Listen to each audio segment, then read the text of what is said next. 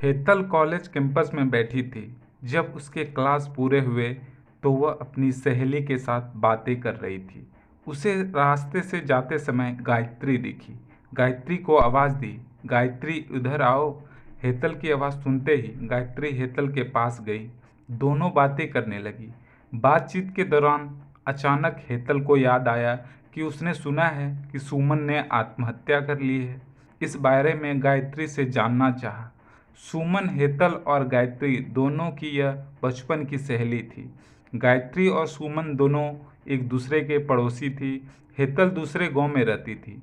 भले ही सुमन की 3 बार शादी की गई, लेकिन उसने आत्महत्या क्यों की, ऐसा सवाल हेतल के मन में आया। दरअसल वह अपनी प्यारी सहेली की आत्महत्या से बेहद दुखी थी। सुमन 9वीं कक्षा में थी तभी उसकी पहली शादी हुई थी। सुमन देखने में बहुत सुंदर थी। वह होशियार, शालीन और भविष्य के सपनों में रंगने वाली लड़की थी। उसने अपने जीवन में कई सपनों को चित्रित किया था, पर घर के लोगों ने उसकी ज़बरदस्ती से शादी करवा दी। हेतल के पास इतने सारे सवाल थे कि वह नहीं जानती थी कि गायत्री से कैसे पूछूं, लेकिन हर बात की सच्चाई जानना चाहती थी। और आखिर में गायत्री से पूछा कि सुमन ने आत्महत्या क्यों की। एक क्षण के लिए गायत्री चुप हो गई। जल्दी से उसके मुंह से शब्द नहीं निकल रहे थे। उसने गहरी सांस ली और बोलना शुरू किया। 3 साल पहले सुमन की शादी अबीर नाम के शख्स से हुई थी। वास्तव में उसकी बहुत अच्छी गृहस्थी चल रही थी। दोनों एक दूसरे से प्यार करने लगे थे। जब भी ये दोनों साथ में बाहर जाते तो सभी कपल इनसे जलते थे। अबीर और उसके परिवार के सभी सदस्य अच्छे स्वभाव के थे। जैसे उसने सपने में जोड़ीदार सोचा था, वैसा ही अपना पार्टनर मिला था। उसके घर की स्थिति मध्यम थी। अबीर एक छोटा सा होटल था।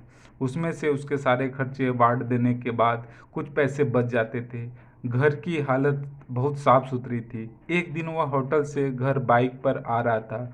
एक बड़ी कार से उसका बहुत बड़ा एक्सीडेंट हो गया और इससे उसकी काफ़ी चोटें आई। हादसे के बाद उसे अस्पताल ले गया, लेकिन सिर में गंभीर चोट लगने के कारण इलाज के दौरान उसकी मौत हो गई। सुमन को बहुत दुख हुआ, लेकिन उसके ससुराल वालों को गलतफहमी थी कि अबीर की दुर्घटना सुमन की वजह से हुई। वह अपशगुनी है, ऐसा उनको लगता था। उसमें से कोई भी उसे समझ नहीं पाया। अमीर के जाने के बाद कुछ दिनों के भीतर ही सुमन को घर से निकाल दिया गया। उसे घर से बाहर निकालने के बाद वह मायके गई और कुछ दिन मायके में ही रही। लेकिन आस पड़ोसियों में चर्चा हो गई तो उसके माता पिता फिर से उसके लिए रिश्ता ढूंढने लग गए। जब वह बाहर निकली थी लोग हमेशा उसे ताना मारते। इस वजह से सभी बहुत परेशान हुए।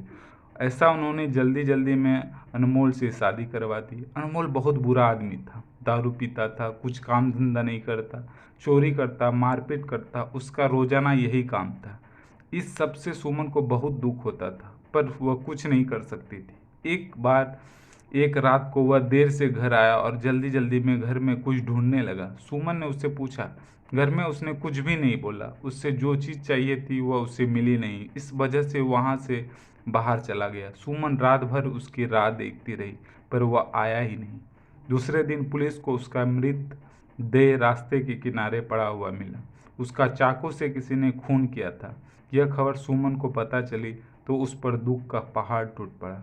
कुछ दिनों तक वो अपनी ससुराल में रही, लेकिन बाद में ससुराल वालों ने उसे प्रताड़ित करना शुरू कर दिया। इस वजह से सुमन वापस मैके आ गई। घर आकर कुछ दिन ऐसे ही बीत गए। हर दिन आ रहा था और जा रहा था, लेकिन सुमन की स्थिति वही थी। उसकी तरफ देखा नहीं जा रहा था। उसका परिवार उसकी स्थिति को सहन नहीं कर सके, इसलिए उन्होंने उसकी वापस शादी करने का फैसला किया। उसके लिए रिश्ता ढूंढने लगे। उनके रिश्तेदारों में गौतम नाम का लड़का था। उसकी पहले से एक बार शादी हो चुकी थी और गौतम से सुमन की शादी करवा दी। सुमन बहुत खुश थी। शादी हुई और कुछ महीनों बाद उसे मालूम हुआ कि गौतम को कैंसर है, ब्लड कैंसर। इस बात का पता चलते ही उसे हंसते हुए चेहरे पे फिर से दुखी हो गया, लेकिन उसने हिम्मत इन सब का सामना करने का फैसला किया। 5 महीने तक अपने पति की सेवा की, लेकिन आखिरकार 5 महीने बाद उसके पति की मौत हो गई। इस दुख से बहुत तंग आ चुकी थी। कुछ दिन बीत गए, लेकिन बाद में ससुराल वालों ने उसकी जिम्मेदारी लेने से इनकार कर दिया। उसे घर से निकाल दिया। उसके बाद वह फिर मायके चली गई, लेकिन उसके माता पिता, उसके भाई भाभी ने भी उसे घर में आने नहीं दिया। सभी तरफ से रास्ते बंद हो चुके थे। उसके लिए उसे उम्मीद की कोई किरण नजर नहीं आ रही थी। अंत में उसने खुद को खत्म करने का फैसला किया, उसका जीवन समाप्त कर दिया। सुमन की यह कहानी सुनकर हेतल की आंखों में आंसू से भर बह रही थी। पूरे दिन वह सुमन के बारे में सोचती रही। क्या इन तीनों घटनाओं में बेचारी सुमन का कोई भी दोष था? क्या उसके माँ बाप को सिर्फ उसकी शादी कर उसे हर बार किसी के पास भेज देना सही था? वह उसे अपने पैरों पर खड़ा करने की कोशिश भी कर सकते थे। सच कहो तो हेतल की जान उसकी बदनसीब ने, उसके परिवार की, उसके आसपास लोगों को छोटी सोच ने ले ली है। वो बेचारी मनहूस नहीं बदनसीब थी, क्योंकि उसके आसपास ऐसी सोच रखने वाले लोग थे। धन्यवाद।